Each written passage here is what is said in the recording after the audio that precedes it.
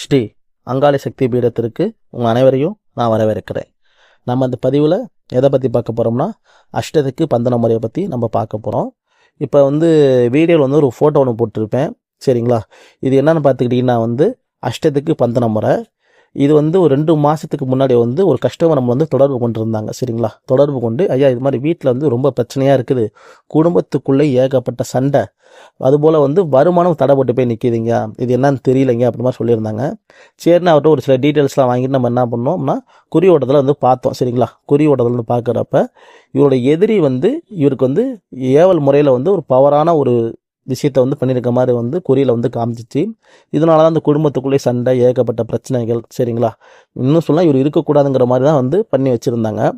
நம்ம அவருக்கு ஃபோன் பண்ணி இது மாதிரி ஒரு சில விஷயம் நடந்துச்சா, சண்டைகளாக நடந்துச்சா அப்படின்னு கேட்டோம். அது ஆமான்னு மாதிரி சொன்னாங்க. நம்ம உறுதிப்படுத்திக்கிட்டாச்சு, சரிங்களா? உறுதிப்படுத்திக்கிட்டாச்சு. சரி, அப்புறம் இவருக்கு என்ன பண்ணி தரலான்னு பார்க்குறப்ப உத்தரவில் அஷ்டதிக்கு பந்தனம் போட்டு கொடுங்க மாதிரி உத்தரவு வந்துச்சு, சரிங்களா? சரி, நம்ம இவருக்கு பவராக பண்ணி கொடுப்போம் அப்படிங்கிற என்ன பண்ணியிருக்கோம் அப்படின்னா கால பைரவரை வச்சு நம்ம என்ன பண்ணியிருக்கோம் அப்படின்னா அஷ்டதிக்கு பந்தனங்கிற முறையை போட்டு கொடுத்துருக்குறோம், சரிங்களா? இவருக்கு இது ஃபஸ்ட்டு அஷ்டத்துக்கு பந்தனம்னா ஃபஸ்ட்டு என்னன்னு பார்த்துக்கிட்டிங்க அப்படின்னா கோயிலுகளில் கும்பாபிஷேகம் போடுவாங்க, சரிங்களா? உங்கள் அனைவருக்கும் அது தெரியும். அதே போல் கோயிலில் அஷ்டத்துக்கு பந்தனங்கிற முறையை பண்ணுவாங்க, சரிங்களா? நிறைய பேர் நீங்களும் பார்த்துருக்கீங்களா, இல்லை ஒரு சில பேர் என்னன்னு தெரியல எனக்கு. இந்த அஷ்டத்துக்கு பந்தனம் என்னன்னு பார்த்துக்கிட்டிங்க அப்படின்னா இப்போ கிடையாது, ஒரு சின்ன உதாரணமாக தான் சொல்கிறேன். சரிங்களா, அந்த காலத்தில் பார்த்துக்கிட்டிங்கன்னா தெய்வத்தின் ஒரு சில நேரங்களில் தெய்வத்தினுடைய சக்தி குறைய ஆரம்பிச்சிடும், சரிங்களா? அப்போ ஒரு சில துர்மாந்திரவாதிகள் என்ன பண்ணுவாங்க அப்படின்னா தெய்வத்தை கட்டி எடுத்துகிட்டு போயிடுவாங்க. ஒரு சில தவறான விஷயத்தை அங்கே கோயிலில் பண்ணிடுவாங்க, சரிங்களா? அதுபோல் விஷயம் பண்ணாமல் இருக்கிறதுக்காண்டி என்ன பண்ணுவாங்க அப்படின்னா தடுக்கணுங்கிறதுக்காண்டி காவல் தெய்வங்களை வச்சு, நல்லா தெரிஞ்சுக்குங்க, கோயிலுக்கே அஷ்டத்துக்கு பந்தனங்கிற முறையை போட்டு வச்சுருப்பாங்க. அது இன்னமும் நடைமுறையில் இருக்குது, காலகாலமாக இருக்குது. அப்போனா நீங்கள் பார்த்துக்குங்க, இந்த அஷ்டதிக்கு பந்தனங்கள் எவ்வளோ முக்கியமான ஒன்று, சரிங்களா? கோயில்கள்லேயே அஷ்டதிக்கு பந்தனம் பண்ண போகிறாங்க அப்படின்னா இது எவ்வளோ சக்தி வாய்ந்தது, எவ்வளோ முக்கியமான விஷயங்கிற முறையை பார்த்துக்குங்க. அதாவது எதிரி நமக்கு எப்போ உருவாவாங்கன்னு தெரியாது, எப்போ என்ன செய்வாங்கன்னு தெரியாது, சரிங்களா? கூட இருக்கிறவங்களா இருக்கலாம், ஃப்ரெண்ட்ஸுங்களாக இருக்கலாம், பழகினவங்களாக இருக்கலாம், யார் வேணால் இருக்கலாம், சரிங்களா? பிஸ்னஸில் போட்டி பொறாமைகள் இந்த காலம் பார்த்திங்கன்னா போட்டி பொறாமைகள் தான் அதிகமாக போய்கிட்டு இருக்குது, சரிங்களா? அதுபோல் எப்போ என்ன பண்ணுவாங்க, எப்போ என்ன செய்வாங்கன்னு தெரியாது. நீங்கள் ஆல்ரெடி பொதுவாக ஒரு அஷ்டத்துக்கு பந்தனங்கிற முறையை ஒன்று போட்டு வச்சுக்கிட்டீங்க அப்படின்னா நீங்கள் தைரியமாக இருக்கலாம். யார் எப்போ எது பண்ணினாலும் உங்களுக்கு பலிக்காது, சரிங்களா? யார் எப்போ எது பண்ணினாலும் உங்களுக்கு கடுகளவு பலிக்காது. இப்போ இந்த அஷ்டதிக்கு பந்தன முறையை போய் ஒரு வீட்டுக்கு நீ பண்ணுறீங்க அப்படின்னா இப்போ அந்த வீட்டில் ஏற்கனவே யார் எது பண்ணி வச்சுருந்தாலும் அந்த விஷயங்கள் செயல் இழந்து போய் அழிஞ்சு போயிடும், சரிங்களா? அதாவது செயல் இழந்து அழிஞ்சு போயிடும். அழிஞ்சு போகிறதும் இல்லாமல் வீட்டை சுற்றி பாதுகாப்பு கவசங்கிறது விழுந்துடும். மேற்கொண்டு திரும்பி அவங்க பண்ணுறாங்க அப்படின்னாலும் அது பலிக்காது, திரும்பி அது அவங்களுக்கே தான் போகும். நீங்கள் திருப்பி விடணுங்கிற அவசியமே கிடையாது. உதாரணத்துக்கு சொல்லணும் அப்படின்னா இப்போ செவத்தில் ஒரு பந்தை தூக்கி அடிக்கிறீங்க, அது என்ன அவங்க திரும்பி நம்மள்டே தான் வரும். அதுபோல தான், சரிங்களா? அவங்க திரும்பி பண்ணினாலுமே நல்லா தெரிஞ்சுக்குங்க, இது திரும்பி அவங்களுக்கே தான் போகும். இப்போ நம்ம இந்த முறையை பண்ணி கொடுத்தாச்சு. இந்த பண்ணி கொடுத்த ஒரு 2-3 மாதத்தில் பார்த்துக்கிட்டிங்கன்னா அவருக்கு அந்த யார் இவருக்கு எதிரி பண்ணாங்களோ அவர் ஆட்டோமேட்டிக்காக அடி உழுவ ஆரம்பிச்சிருச்சு, சரிங்களா? அவரே நம்மள்கிட்ட நம்ம பண்ணி கொடுத்த கஸ்டமரே நம்மள்கிட்ட ஃபோன் பண்ணி சொன்னாங்க, இது மாதிரிங்க நீங்கள் இது பண்ணினீங்களா, அவருக்கு ஏகப்பட்ட பிரச்சனை நான் பார்த்தேன், விபத்து நடந்திருக்குது, ஹாஸ்பிட்டல் தான் இருக்கிறாங்க, எனக்கே வருத்தமாக இருக்க மாதிரி சொன்னாங்க. நம்ம என்ன சொன்னோம் அப்படின்னா நம்ம எது பண்ணலைங்க, பண்ணினது அது அவருக்கே திரும்பிடுச்சு அப்படிங்கிற மாதிரி தான் சொல்லியிருந்தோம். உங்களுக்கு ஒன்று விஷயத்த சொல்கிறேன், நல்லா கவனமாக எடுத்துக்கங்க.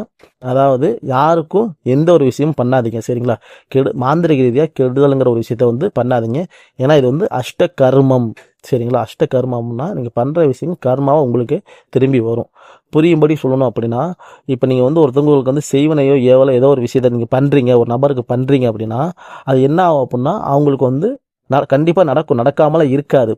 ஆனால் அதை அவங்க விஷயம் தடுக்கிறப்பையோ இல்லை காலம் மாறுறப்போ அது என்ன ஆகும்னா திரும்பி நம்மள்கிட்ட வரும்போது நீங்கள் வச்சிங்களே செய்வனை அப்படி வராது, கர்மாவாக திரும்பி வரும், சரிங்களா? அதை அவங்களால தடுக்கவே முடியாது, நல்லா புரிஞ்சுக்குங்க.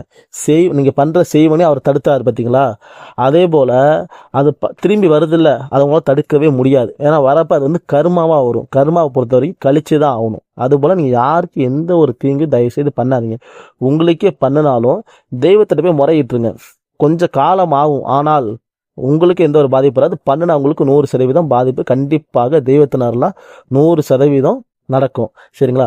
கத்தி எடுத்தவங்க கத்தியால் தான் சாவுங்கிற மாதிரி நீங்கள் எதுவுமே யாருக்கு எதுவுமே பண்ணாதீங்க. சரிங்களா? இந்த விஷயம் வேணும் அப்படின்னா நம்ம தொடர்பு கொண்டு நீங்கள் செஞ்சுக்குங்க. ஏன்னா ரொம்ப ரொம்ப சக்தி வாய்ந்த ஒரு முறை இது வந்து பாதுகாப்பு கவசம். இதை வந்து நான் உங்களுக்கு எளிமையாக சொல்லிட்டேன். சரிங்களா? இந்த இந்த முறையை பண்ணுறதுக்கு நம்ம என்ன பண்ணுவோம் அப்படின்னா, எந்திரத்தை வந்து சரிங்களா மறுபடியும் சுத்தி பண்ணி ஆலயங்களில் வச்சு, எப்படி ஆலயங்களில் வச்சு பூஜை பண்ணதுக்கு அப்புறமேட்டு நம்ம அஷ்டத்துக்கு பந்தனங்கிற முறையை ஒரு எந்திரத்தையும் நம்ம எழுத ஆரம்பிப்போம். புரியுதுங்களா உங்களுக்கு?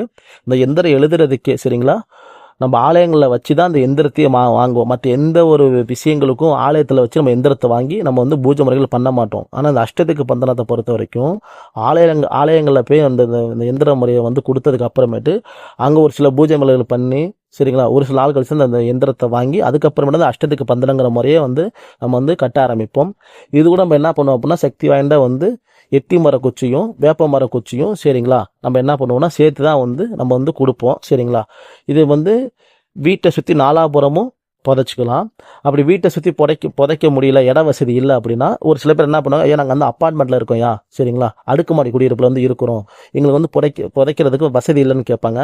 அப்போ அவங்களுக்கு என்ன பண்ணுவோம் அப்படின்னா 3 பொருள் கொடுப்போம். நல்லா தெரிஞ்சுங்க, அதை புதைக்க முடியாதா 3 பொருள் கொடுப்போம். இது என்ன ஆகும் பார்த்தீங்கன்னா வீட்டுக்குள்ளே சரிங்களா வீட்டுக்குள்ளே வந்து 2 பொருள், அதாவது குறுக்கு வசத்தில் சரிங்களா குறுக்கு வசத்தில் 2 பொருளும் தொங்க விட சொல்லுவோம். கட்டி சரிங்களா கட்டி தொங்க விட சொல்லுவோம். வீட்டுக்கு வெளியே நிலவாசலில் வந்து ஒரு பொருளை வந்து கட்டி தொங்க விட சொல்லுவோம். சரிங்களா? இது வந்து அடுக்குமாடி குடியிருப்பில் வந்து இருக்கிறவங்களுக்கு வந்து இந்த முறையை பண்ணி கொடுப்போம். சாதாரண வீட்டை சுற்றி புதைக்கிறவங்க முடியும்னு சொல்லவங்களுக்கு வந்து 4 பொருளை கொடுப்போம். நல்லா தெரிஞ்சுங்க. எப்பொழுதும் ஆரம்பத்தில் சொன்னது போல தான், தயவுசெய்து இது மாதிரி விஷயத்த வந்து நீங்கள் ஏங்கட்ட பண்ணணும்னு கிடையாது. இப்போ ஒரு பவரான ஒரு சக்தி வாய்ந்த ஒரு விஷயத்தை வந்து வீட்டில் வந்து அஷ்டத்துக்கு பந்தன முறை வந்து செஞ்சு வச்சுக்குங்க. சரிங்களா? இது உங்களுக்கு நல்லது, உங்கள் குடும்பத்துக்கு நல்லது, உங்கள் எதிர்காலத்துக்கும் ரொம்ப ரொம்ப நல்லது. இது வேணுங்கிறவங்க நம்ம தொடர்பு கொண்டு வாங்கிக்கிங்க. சரிங்களா? நம்ம பதிவு பிடிச்சிருந்துச்சு அப்படின்னா லைக் பண்ணிக்கங்க, சப்ஸ்கிரைபர் பண்ணிக்கங்க. அனைவருக்கும் நன்றி. அடுத்த பதிவில் சந்திக்கிறேன். நன்றி, வணக்கம்.